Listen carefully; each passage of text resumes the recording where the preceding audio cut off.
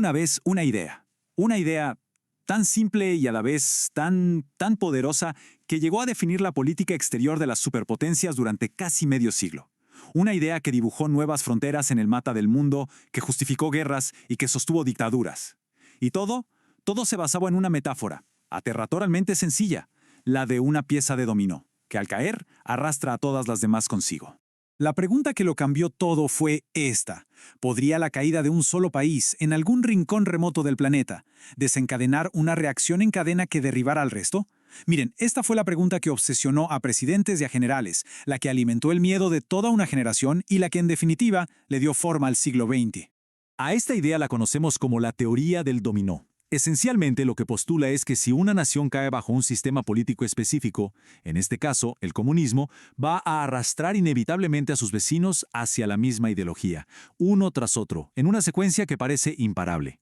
Una idea que se le atribuye al presidente estadounidense Dwight D. Eisenhower, quien veía el comunismo no como una simple política, sino como una especie de fuerza contagiosa que, si no se contenía, iba a consumir el mundo entero. Pero para entender de dónde sale todo esto, tenemos que viajar a un mundo en ruinas, justo al final de la Segunda Guerra Mundial.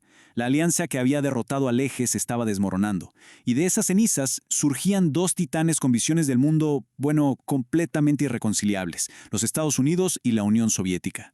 Ya en las cumbres de Yalta y Potsdam, con la guerra todavía sin terminar, las grietas eran más que evidentes. La desconfianza era, literalmente, el aire que se respiraba. Y lo interesante es que este miedo no nació de la nada. Los líderes de Occidente sentían que ya habían visto un contagio de ideologías antes.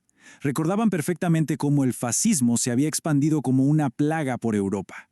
Y ahora estaban viendo a la Unión Soviética anexar las repúblicas bálticas, doblegar a Polonia, absorber parte de Moldavia. La promesa de Stalin de elecciones libres se había vuelto polvo.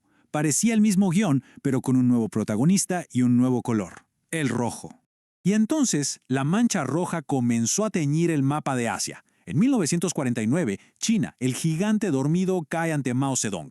Al año siguiente, el ejército chino invade el Tíbet. Y mientras tanto, las guerrillas comunistas avanzan en Malasia y de forma crucial en Indochina, bajo el liderazgo de Ho Chi Minh. Para Washington, esto ya no era una teoría abstracta, era una realidad aterradora que se desplegaba ante sus ojos. Cada evento era una ficha de dominó que caía, y la siguiente ya se estaba tambaleando. Frente a esta amenaza, que se percibía como existencial, la respuesta de Estados Unidos fue global y contundente. El objetivo era uno solo: contener la caída, sostener la línea a cualquier costo. Y para ello construyeron fortalezas. Vamos a empezar por Europa, el corazón industrial y cultural de Occidente. La estrategia en Europa fue doble y, la verdad, bastante brillante en su concepción. Primero, el Plan Marshall, una inyección masiva de capital para reconstruir las economías devastadas. La lógica era simple: la miseria y el hambre son el caldo de cultivo perfecto para las ideologías radicales. Y segundo, la creación de la OTAN, un pacto militar diseñado en una frase que pasó a la historia para mantener a los rusos fuera, a los americanos dentro y a los alemanes abajo. Un muro militar en toda regla para frenar cualquier avance soviético. Pero ojo que la línea de contención no se dibujó solo en Europa. En su propio continente, Estados Unidos aplicó la misma lógica implacable. A través del Tratado Interamericano de Asistencia Recíproca, el famoso TIAR, se estableció que un ataque a un país americano era un ataque contra todos. Esto, en la práctica, en que se tradujo en apoyo a dictaduras brutales, en entrenamiento a militares en la infame Escuela de las Américas y en miles de asesores para aplastar cualquier movimiento de izquierda sin importar su naturaleza. Se le consideraba simplemente una pieza de dominó a punto de caer. Pero fue en las selvas del sudeste asiático donde la teoría del dominó dejó de ser una estrategia para convertirse en una profecía sangrienta. Tras los acuerdos de Ginebra de 1954 que dividieron Vietnam, la región era un verdadero polvorín. El temor que consumía a los estrategas en Washington era que, si Vietnam del Sur caía, la ruta Ho Chi Minh, esa arteria vital de suministros para el norte, actuaría como una mecha encendida, detonando toda la península de Indochina. Y la profecía pareció cumplirse con una precisión escalofriante. Laos, infiltrado por divisiones norvietnamitas, cayó bajo su control. El 17 de abril de 1975, los Khmeres Rojos tomaron Phnom Penh en Camboya. Y apenas 2 semanas después, el 30 de abril, los tanques de Vietnam del Norte derribaban las puertas del Palacio Presidencial en Saigón. 3 fichas de dominó caídas en una sucesión vertiginosa. Para el mundo que observaba, era la prueba irrefutable. La teoría era cierta. Este gran juego no se limitaba a Asia. África, con sus nuevas naciones emergiendo del colonialismo y sus vastos recursos, se convirtió en otro tablero de ajedrez global. Y aquí, Estados Unidos aplicó una estrategia pragmática y a menudo brutal. Apoyar a cualquier líder, sin importar lo corrupto o cruel que fuera, siempre y cuando se declarara anticomunista. Esto incluyó a dictadores como Mobutu Sese Seko en Zaire e incluso el apoyo militar y económico al régimen del apartheid en Sudáfrica, visto como un baluarte contra la influencia soviética en la región. Bien, hasta ahora hemos visto cómo el miedo al efecto dominó dictó la política mundial durante décadas. Pero aquí es donde la historia da un giro. ¿Era realmente cierta la teoría? ¿Era el comunismo esa fuerza monolítica unida que tanto se temía? Bueno, es momento de observar cómo el propio muro rojo comenzó a mostrar profundas e irreparables grietas. El punto crucial, el talón de Aquiles de toda esta teoría, era este. Asumía que todos los países comunistas seguían órdenes de un solo centro de poder, que era Moscú.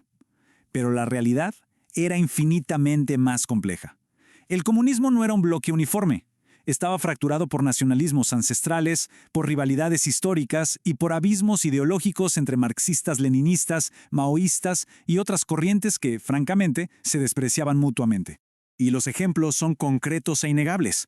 La Unión Soviética y la China de Mao, los dos titanes comunistas, se convirtieron en enemigos acérrimos, llegando incluso al borde de la guerra. En Europa, la Yugoslavia de Tito rompió con Moscú ya en 1948, y Albania se alineó con China en su desafío a la URSS. Pero el ejemplo más irónico de todos fue la propia Indochina. El mismo lugar que parecía probar la teoría también la demolía de la forma más espectacular. Apenas 3 años después de sus victorias, el Vietnam comunista invadió a la Camboya comunista, y poco después, la China comunista invadió el norte de Vietnam. Lejos de ser un bloque unido, las nuevas naciones comunistas de la región estaban en guerra unas contra otras. La Guerra Fría terminó, el muro de Berlín cayó y la Unión Soviética se disolvió en la historia. Se podría pensar que la teoría del dominó fue archivada junto con los miedos de esa época, pero aunque la teoría en sí misma murió, su lógica, su fantasma persiste, con nuevas caras y en nuevos escenarios. Pensemos en el mundo post-11 de septiembre. Uno de los argumentos centrales para la invasión de Irak en 2003 fue, en esencia, una versión invertida y optimista de la teoría del dominó. La idea era que, al derribar a un dictador y establecer una democracia en Irak, se crearía un efecto en cadena positivo, una ola democratizadora que se extendería por todo el Medio Oriente. Es la misma lógica de contagio, pero aplicada a una ideología diferente.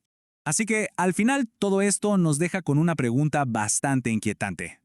La teoría del dominó como tal, con su miedo al comunismo, puede que esté muerta y enterrada en los libros de historia. Pero el miedo de fondo, ese temor a que una idea, un movimiento o una crisis en un rincón del mundo pueda contagiarse a sus vecinos y desestabilizar el orden global, ¿ha desaparecido realmente? ¿O simplemente seguimos viendo el mundo como una frágil línea de dominós, esperando, conteniendo la respiración, a que nadie empuje la primera pieza?